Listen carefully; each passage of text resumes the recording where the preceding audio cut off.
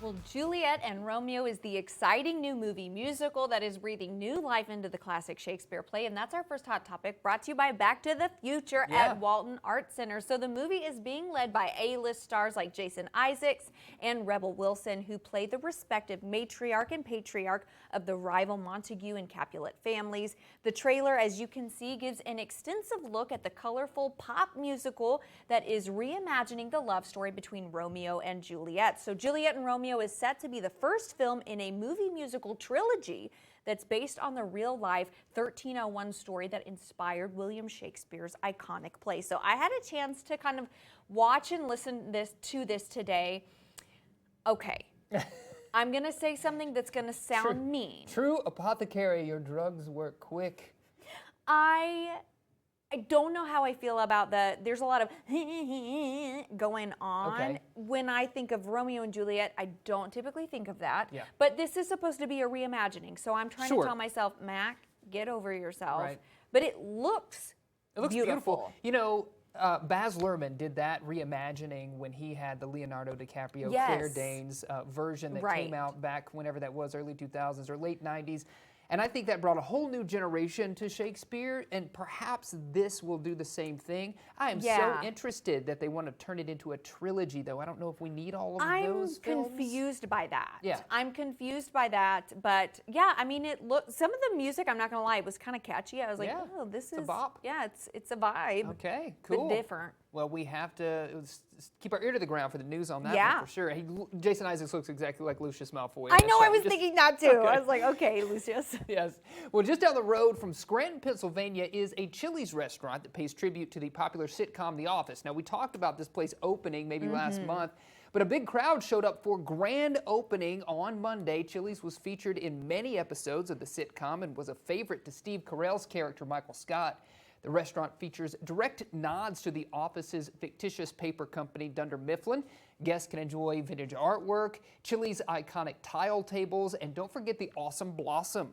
The deep-fried onion was removed from the menus back in 2008, but is now only available at the Chili's Scranton branch. And if you're thirsty, you can try that good old Scranton Marg while you're there. So cool that they're kind of paying homage to the show. I love it. Scranton, the Electric City. I love it. You know what? I'm just saying, maybe other Chili's should get on board with these yes, I'm jealous. throwbacks. Yes, just saying. For sure. Well, I'm really interested in this. So Netflix's Bad Influence, the dark side of kidfluencing, make sure I say that right. Yeah. It pulls the curtain back on the world of child content creation. Interesting. Yeah, so the 3-part series, which premiered yesterday, centers on social media star Piper Raquel and her content creation squad. And it uses interviews with former squad members and their parents to weave the story of the former child pageant star and her momager rising to YouTube fame with the help of a circle of fellow child performers. So as profits kind of poured in, these kidfluencers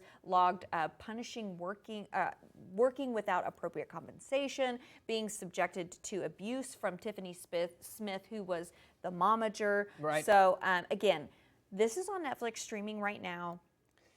I'm interested. Yep, I'm interested. It has shades of something, that story I feel like we've been telling a long time, how child performers are taken advantage of. Right. And then, sometimes things don't work out in their best interest. So, you're right. This is like a different generation of that Mickey Mouse Club story that we all know. And, right? It's kind of given me Ruby Frankie vibes, too, because, that was the 8-passenger van, whatever. So it's like the things you see on social media, but you don't really know what's going on behind closed doors. So, yeah. Interesting little series there. Well, here's something I'm interested about. The Grid is back, and this time it's personal. That's right. Tron Ares brings the digital frontier into a bold new era, and the official trailer is loaded with sleek visuals, high-stakes action, and a mind-bending mission that blurs the line between human and program. Jared Leto stars as Ares, a new kind of warrior born in the digital world, now making his way into ours. With returning legacy vibes and cutting-edge tech, Tron Ares looks ready to reboot the franchise in style. It's going to hit theaters everywhere in October on the 10th, And I, for one, could not be more excited about this one. I love the Tron movies, even the one they Yeah. did like in the early 2000s, whatever, Yes, with it was like Olivia Wilde. 2008 or something. Yes, 2008. Yeah. So this one looks great, and Jared Leto, I mean, I love him. so up for him. I'm going back into my little emo music era right now, band. and so I've been listening to him, and so I'm super excited about this. Yes, I'm on yeah, board. It looks beautiful. It really does. Okay, so last week we updated everyone on the latest news from Nintendo about the Switch 2. Yeah. Well, apparently fans were not too happy about the pricing. Obviously, it comes to no surprise that the price point did not set well with many people, as it is significantly more expensive compared to the Nintendo Switch's original price. I think we said something about like $550 or something. Yeah. So Nintendo decided to respond to this. Doug Bowser, the head of Nintendo, which is just funny that his last name is Bowser, yeah. right? So he's the head of Nintendo America. He said in part, quote, "We believe the pricing is appropriate for the value of the machine and the gameplay experience overall. We recognize there are some people that may not be able to afford the Switch 2's price, and that's why we wanted to make the other Switch platforms available." So I'm not quite sure what that means of other platforms being available. Are they going to make like a lesser model at some point, like a $300 version? Or I'm wondering if it's something with like if you get some sort of app or some sort of subscription, you can have access to these games. I don't know, Yeah. but I have to say that is a pretty hefty price That's point. a pricey little game. there. Yeah, a little bitty thing. Little bitty thing. Okay, well, we'll see how they sell. They're Yeah. probably going to fly off the shelves like It hotcakes 100% anyway. will. Yes.